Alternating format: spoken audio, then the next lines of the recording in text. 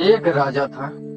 उसके अस्तबल में बहुत सारे घोड़े थे, लेकिन उन सभी में से एक घोड़ा ऐसा भी था जो सभी घोड़ों से ज्यादा शक्तिशाली और युद्ध कौशल में निपुण था। राजा हर युद्ध में उसकी पीठ पर बैठकर जाता और युद्ध जीतकर आता था, इसलिए राजा उसे बहुत प्यार करता था। समय के साथ साथ घोड़ा बूढ़ा हो गया।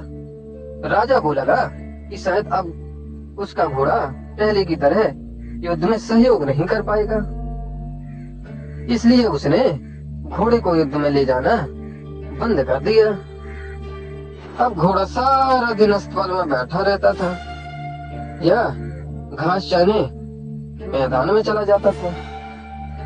एक दिन घोड़ा कहीं दूर निकल गया और रास्ते में आते समय एक नदी मिली। नदी में कीचड़ था। घोड़े को लगा कि वह आसानी से नदी पार कर लेगा, किंतु जैसे ही उसने नदी पार करने का प्रयास किया वह कीचड़ में फंस गया। घोड़ा जितना कीचड़ से बाहर आने का प्रयास करता वह उतना ही उसमें फंसता जा रहा था। अपने आप को मुसीबत में घिरा देख घोड़ा जोर जोर से हिनहिनाने लगा। घोड़े की हिनहिनाने की आवाज सुनकर रास्ते से जा रहे राहगीर इकट्ठे हो गए। उन सभी ने मिलकर घोड़े को कीचड़ से निकालने का बहुत प्रयास किया, किंतु वे असफल रहे। लोगों ने घोड़े की मालिश का पता किया तो पता चला वह राजा का घोड़ा है। यह बात राजा तक पहुंचाई गई कि उनका प्यारा घोड़ा गहरे कीचड़ में फंस गया है और कीचड़ से नहीं निकल पा रहा है। राजा अपने सैनिकों के साथ घटना स्थल पर पहुंचा और घोड़े को निकालने का प्रयास करने लगे, किंतु उन्हें भी सफलता नहीं मिली। अब राजा भी बहुत परेशान हो गया। उसने अपने मंत्रियों को बुलाकर सलाह ली।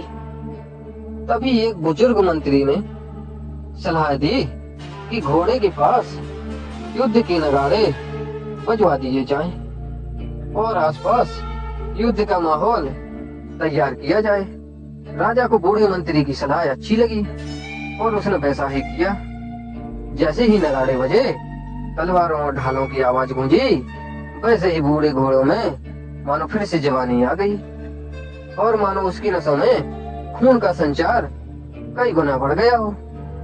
वह धीरे धीरे उठ खड़ा हुआ और जोर से हिनहिनाते हुए चमत्कारी रूप से एक झटके में कीचड़ से बाहर आ गया। राजा ने बूढ़े मंत्री से पूछा, ये चमत्कार कैसे हुआ? मंत्री ने उत्तर दिया, ये घोड़ा बूढ़ा जरूर हो गया है, लेकिन जब इससे काम नहीं लिया गया तो इसके अंदर का उत्साह और आत्मविश्वास खत्म हो गया था और आज फिर से वही माहौल मिला तो उसमें उत्साह का संचार हुआ और ताकत लौट आई।